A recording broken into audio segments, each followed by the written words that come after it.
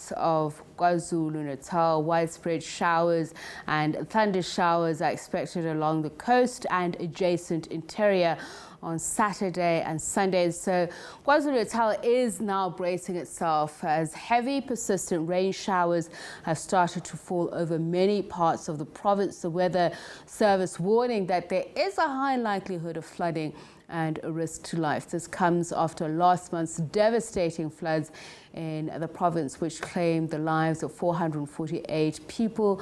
It left thousands of people displaced and caused massive infrastructure damage. The Weather Service says some parts of the province can expect more than 200 millimeters of rain. It also warns that the province may be severely impacted because of the recent floods that left many areas vulnerable.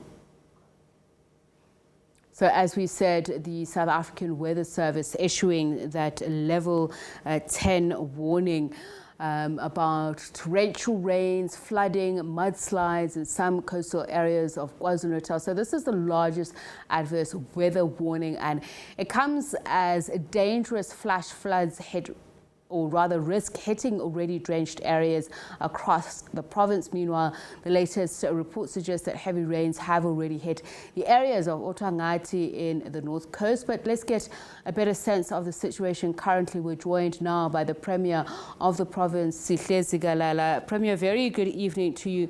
It must come as a devastating news. You've just come out literally of hosting a successful international conference, and this morning we woke up in KwaZulu-Natal to rain. Already in the morning it was clear that the situation could become precarious. What is the situation now as we speak?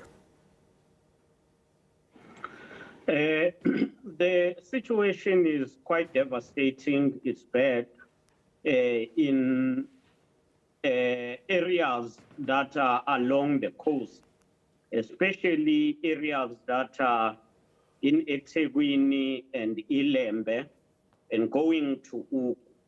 But right now we can confirm that the situation is bad of Durban South, which include Umlazi, where around the Hayes in particular, some people who are who think they had to be moved again right now this evening. The place that is better because where they were staying, they had floods. The area of uThongathi has been hard hit by the floods. Currently, we have been evacuating people, especially those who are staying in a retirement village, both in uThongathi and in Westbrook. The areas of Umdloti are highly affected. So we've been in touch with the local people there, and we are trying to evacuate all of those people. And some people are trapped inside. They don't have any access now to go out because the roads have been flooded. So we are working with the SANDF, the South African Police Services, and our disaster teams to ensure that we evacuate people in those areas. So, Premier, we mentioned earlier on that the Weather Service says this is the highest warning it's issued yet of weather in KwaZulu-Natal. What does that mean for you in terms of planning now going forward? As you said, you already are working with rescue teams, search teams are on standby. Practically, what does it mean for you? Do you have, I mean, the amount of rain that was quoted in several areas, some of them were way beyond 30 millimeters. Did they give you a sense of what you should look out for in terms of the amount of rain expected so that you can plan properly? Yes, it is one of those that are at the highest level. As we indicated, they have indicated that we are now on alert 10, which is the highest. So we are bracing for the severe situation. where we might have floods all over, especially in eThekwini, which is Durban, Ilembe, and Ugu areas. But it is said that also tomorrow, this will move to the northern part of KwaZulu-Natal, especially Umkhanyakude and the King Cetshwayo district. So literally, it means that we have to work overnight to ensure that people who are in areas that are affected are moved, all of them. And two, we need to prepare as the situation gets worse, to prepare especially where the rains, there is a potential that the rain will move to those areas. We must now prepare to alert those people and ensure that they cooperate. Because one of the problems, we issue the alert and get less cooperation from the people. It is important that all members of the society takes these warnings serious, that if you are in the areas that are around the rivers, those areas have a potential of being flooded. When the river is full, the river will go out and people will be affected. But also, if you are in the low-felt area, you need to ensure that you go to an upper areas which are not easily affected by floods. And we want to send a strong message to all people of KwaZulu-Natal. This is the very, very serious time. We all need to act responsibly. No doubt, Premier, you're also speaking to motorists, people who really can afford to stay home. We're not just talking about people in low-lying areas, because you've already issued a slew of warnings in terms of roads to avoid: the M19, the N3 towards CBD, warning that there's a lot of water, the M4 southbound, leaving Margaret Mncadi Avenue. You've spoken about the N3 and Dance Deartman. So what are you doing in terms of traffic control? Because, as you say, sometimes even when you issue out these warning, people, for some reason in their wisdom, still think that it's okay to drive out there, cross bridges, flooded roads. Traffic police are all out, but we want to plead with people that let's not just go out for the sake of going out. Let us go out only if there is a need, because roads have been washed away. Some are full of the sand, and if you get there, you will be stuck. As you have mentioned, in the south, M4 is already closed. Margaret Mncadi, in the west, M19 already is closed. In the north, M4 is closed, and therefore, people should take extra caution when they go out, because you must go out only if it is compelling. At least during the day, if things get better, during the day it will be possible for all people to travel. But for now, we will request that people become very serious and take these warnings serious. Premier, this should also make it very difficult, the heavy rains and the fact that you are experiencing fresh destruction in some areas. There are roads that have not been repaired, infrastructure just from the last floodings that has also been damaged. How much more difficult does this make rescue and recovery efforts? It is difficult, quite serious, and very, very difficult. Firstly, we have about 88 people who are still missing from the floods that hit the province in April. Right now, we also have this situation where we have to evacuate people. So while you are dealing with the damage from the initial floods, you now have to move to deal with the current situation. As we are talking, we had people who were accommodated in days because their houses were washed away. We now have to move them from this temporary shelter where they were housed to get them another alternative shelter so that they will be able to stay, because where they are now, it is flooding. We now are moving them to another part of Umlazi where we believe they will be safe. So as we try to fix what is damaged, we still experience more damage, which make things very difficult. But we are nevertheless hopeful that we will prevail at the end. And I'm just imagining the impact of not just having water and mud to contend with when you are trying to evacuate people. You have, I understand, set up call centers around the area of uThongathi. Are you envisaging doing that for other areas? I know you have read out some of the areas, but quite a lot that you have mentioned beyond eThekwini, I believe Jozini, KwaDukuza, Mandeni, Maphumulo, Mkhabathini, Mthonjaneni, Matuba, etc., etc. So are there sort of hotspot areas, red line areas that you are going to set up operational centers first so that people can either go there seeking shelter, or at least that they can communicate with rescue teams in order to point them in the right direction?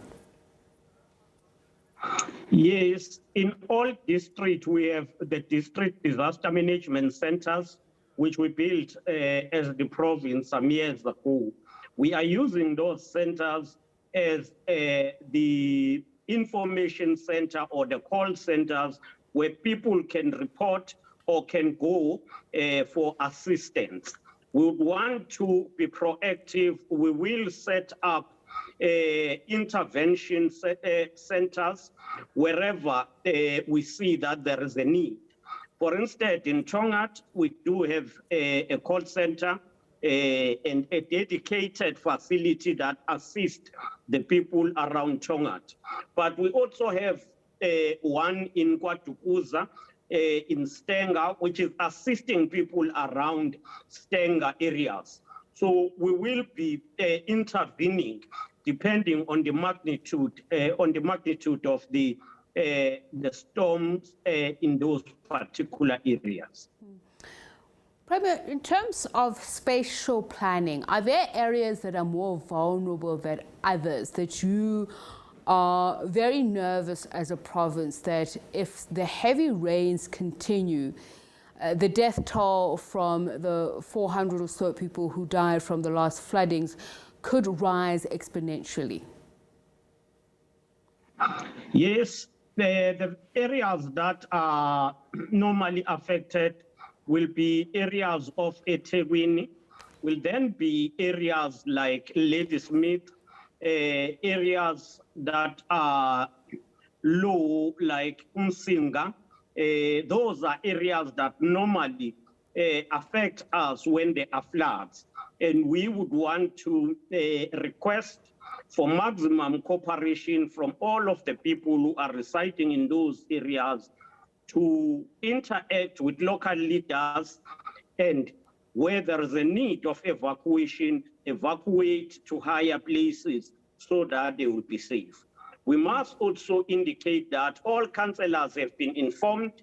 We are communicating with also leaders of the community to ensure that they also have information so that they will be able to assist and channel people who need assistance. Just a final question, Premier. At this time, you would need all the help that you can get. What resources do you need, and how can not only communities around help assist those that may be in danger, but I know we've been speaking about integrated governance from national to provincial. What kind of help are you anticipating from other provinces that you hope that you can count on? Well, we have received assistance from various provinces.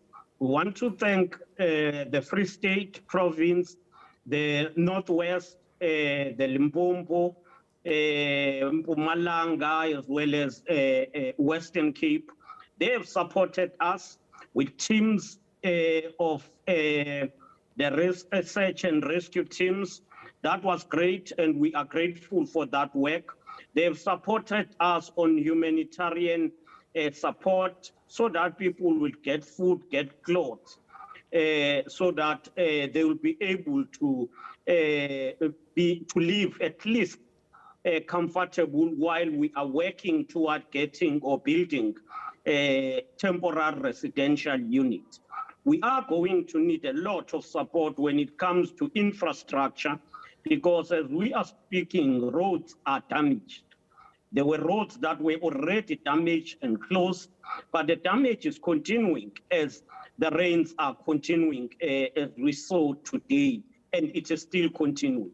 Electricity is out in almost all areas.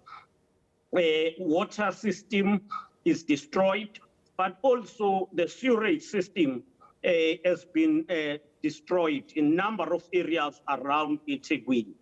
So in the context of the district development model, we will need support to ensure that we rebuild the infrastructure.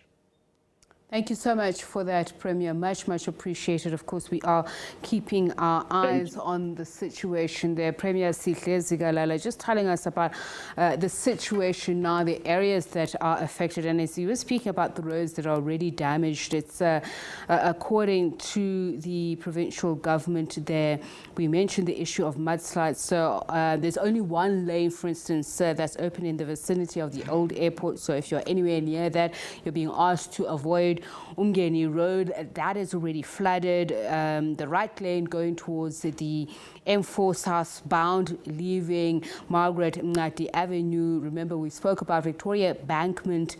All other lanes are flooded. Motorists are also warned not to use the M7 due to mudslides moving water across the roadway. You can see the visuals right now. It is actually so unbelievable. And as I mentioned earlier on, I woke up in KwaZulu-Natal in Mhlanga. It already was raining quite a bit, and I was asking some of the locals there if they had fears of experiencing the same. So avoid Florence Massing Road behind Unisa, avoid N3 towards the CBD. There are lots of water-logged areas. So we're joined now by the founder of Gift of the Givers, Dr. Imtiaz Suleiman. Thank you so much for speaking to us now, Dr. Suleiman. You've just heard, hopefully, some of what the Premier has to say, the concerns that they have. How are you rallying your forces? I know you've been in the thick of things and trying to alleviate the destruction and pain many people have experienced during this time. Good evening, Tsipi. So it's very much of the same that we've done all the time for any flood relief. Right now, we've been checking, well, from yesterday, we've been getting feedback from our geologist, Dr. Hidin Khunawal, to check what kind of patterns to expect. And of course, he said we're going to expect horrendous rain in many parts of KZN, especially on the north coast, cyclonic weather coming from Gaborone. And from this afternoon, he's been giving us feedback as to what will happen. The water levels at the sea will rise substantially beyond 3 meters, which means there will be a back flow into rivers, which means smaller rivers will become much bigger and streams will become much bigger. And the same emphasis that people shouldn't be on low-lying floodplains. And of course, the biggest preventative action that anyone can take right now is not to be on the roads. You know, there's a list of roads that are getting flooded on one side or the other, but people don't understand that it is highly deceptive when you see the water on the road. You think it's a slight movement, but the undercurrents can be very, very strong, and water can suddenly take your wheels and your bonnet and move your way, and it's very, very high risk. So it's better to be off the roads altogether right now. There are some evacuations taking place in Tonga, the place that has been badly affected in terms of no water for the last 4 to 5 weeks. And already right now, people are being evacuated, especially pensioners from old age homes and pension villages. That's the evacuation that's taking place right now. In other areas, the storm waters are being blocked. Water is coming into the homes in Playwood and Madden Hill and other places, but there's nothing life-threatening so far. There are some mudslides, roads have been blocked.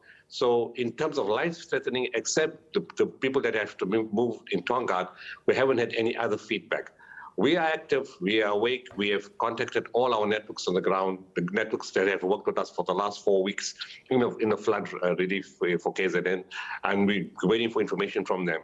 All our teams are on standby, but they're not going to be able to do much tonight because of the road situation going to be very difficult. But once everything is settled, we will do exactly what we did the first time round. We will support all the centers, and the heroes are the people from the communities, the CPF, the security companies, the orderly people, the community organizations. We will give them the full support as we have been giving them for the last 4 weeks. And we're just waiting for that feedback. Right now, my emphasis again, stay off the roads, because that's going to be the most important action right now. We haven't heard of any broken buildings, any more schools getting damaged, any more health facilities getting damaged, but it's too early to say. So the weather service saying that in some stations they've already counted an accumulation of over 200 millimeters of rain in some places over the past 24 hours. And you're speaking about how deceptive the rain may occur, especially if you're judging it from the premise of what you're seeing on the road. From past experiences, have you experienced any reluctance or just downright obstinance in advising people to move from low-lying areas or just to safer, higher ground? That's never going to happen. It's never going to happen. People, are very possessive of their possessions, and people are afraid they will lose their possessions. It's not so much about moving away and taking the precautions to move to high ground. Nobody ever does that. Not in South Africa, not in any other part of the world, especially among poorer communities. Nobody ever does that, And people are, if you watch South Africa, even when there's fires, people don't move away from the fire site. Fire can be raging, but they'll sit there and wait to make sure they get back into their house, the informal home, because that's everything that they own. And the same with flood damage. They will not move. And people will stay there, and that's why you find that suddenly people get washed away in huge numbers because nobody wants to move to higher ground. Nobody believes that the water level can rise so fast. If you take Tongathi again, a place called Sandfield, the only one man I was speaking to said, luckily it was in the daytime. It was 5:30 towards the evening, and he said the water level rose 8 meters in 45 minutes. And he said, fortunately, it was sort of daytime. We were awake. Had it been a few hours later, we all would have been washed away. Now, that's the same thing that happens, and this is a built-up homes. These are not informal settlements. So in informal settlements, if people take that chance, can you imagine what that water will do? And I come back to the same story. If this water, a month ago, could take shipping containers in Prospecton and Amanzimtoti in that area, on the old Durban airport, and fling them on the bridges on the road, what would it do to informal settlements? But unfortunately, people are very worried about their possessions, about the site. They don't move to high ground. And when they try to do that, it's just too late. If people who may be affected are within the reach of both our voices of you at the moment, practical advice, let's give them practical advice now on what to do should you have concerns or how you can avoid imminent danger. There's only two. The one is, if the water levels are rising, take your essential possessions and get out of your house. You have to go to some higher ground. You have to try to find a hall. But again, we have good people in all the areas. When I say we, I don't mean gift for the givers. I mean South Africans. South Africans who make halls available, who open schools, who open churches, who are there for fellow being. If you address, don't wait, because that water level in that small stream is going to become a raging river within minutes. Move away to high ground as far as you can move, as quickly as possible. Whether you're in a built-up area, even in Mshoti right now, the water levels are rising, and it looks like the road is going to get cut away completely. And they were also affected in the last floods. And within the first night, we were providing bottled water for them. So they made, calls that people take your important documents and move to higher ground. So that's the first thing. Move to higher ground wherever you are. If you see the water levels are rising, it'll come up very fast. You won't have a chance. It won't give you a chance. Especially, initially the geologist said it may be 20 millimeters per hour. And then he went to 48 millimeters per hour. And now it's beyond 50 millimeters per hour. And it's probably even more than that. As time is passing, the rain levels are coming much faster and bigger volumes. And you're not going to have much chance against that. And the second most practical thing is what I said at the beginning. Stay off the roads. Just stay off the roads because you don't know where the water levels will rise and how quickly. And, everybody posts different areas where roads are affected. And people may think it's only confined to those areas. But within minutes, many more other roads could be affected and you could be a victim of that area.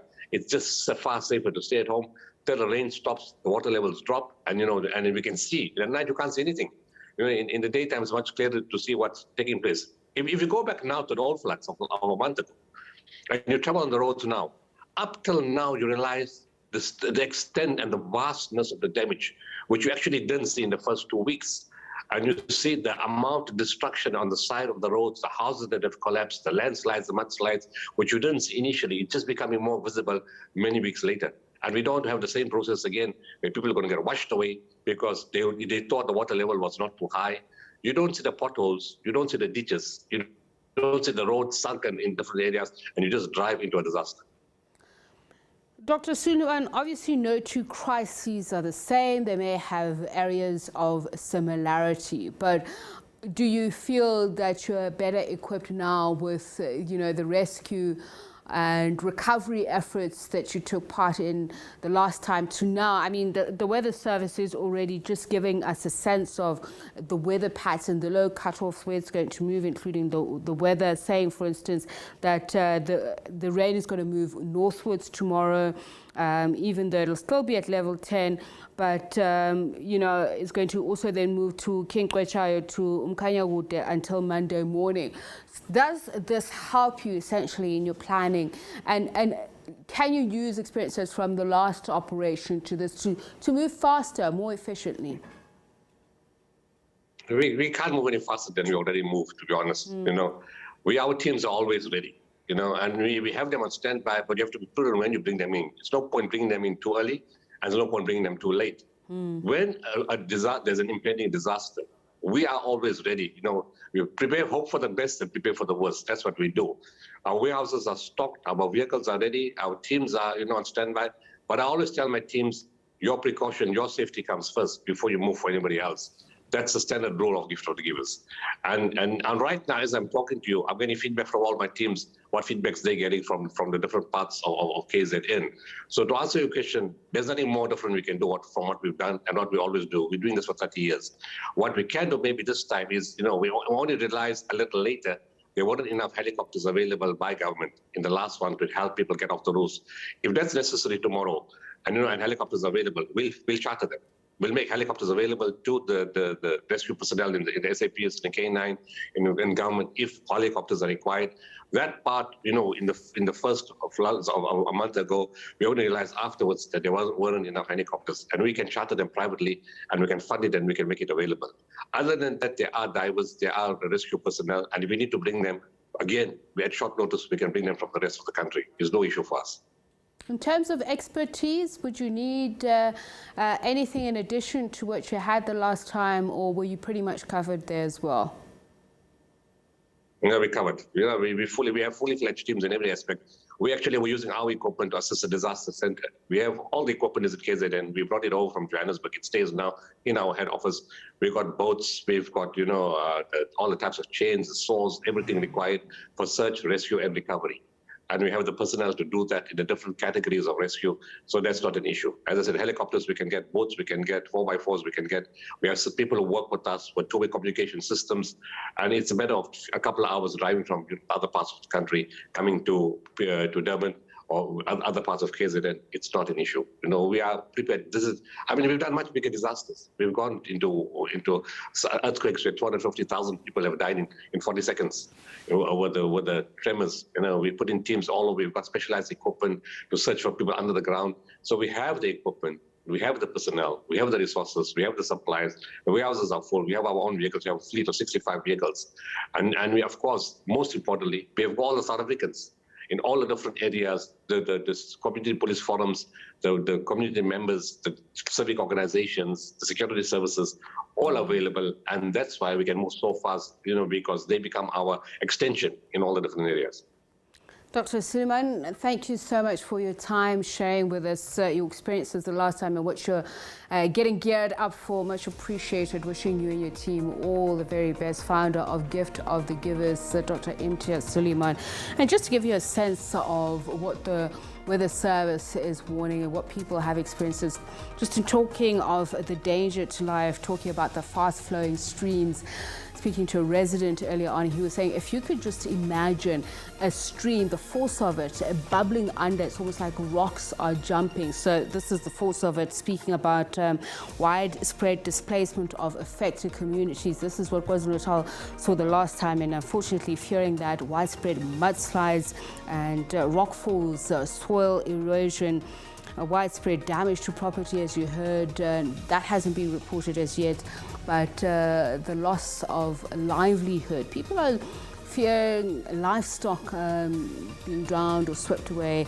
So sometimes this is also some of the reasons why people are reluctant to move. Major roads and bridges, though, face the danger of damage. Some of them, the major arterial routes, have already, the lanes are closed because of flooding, and we haven't heard anything as yet about bridges. But we will keep you up to speed. You're watching The Globe here on SABC News Channel. Don't go away.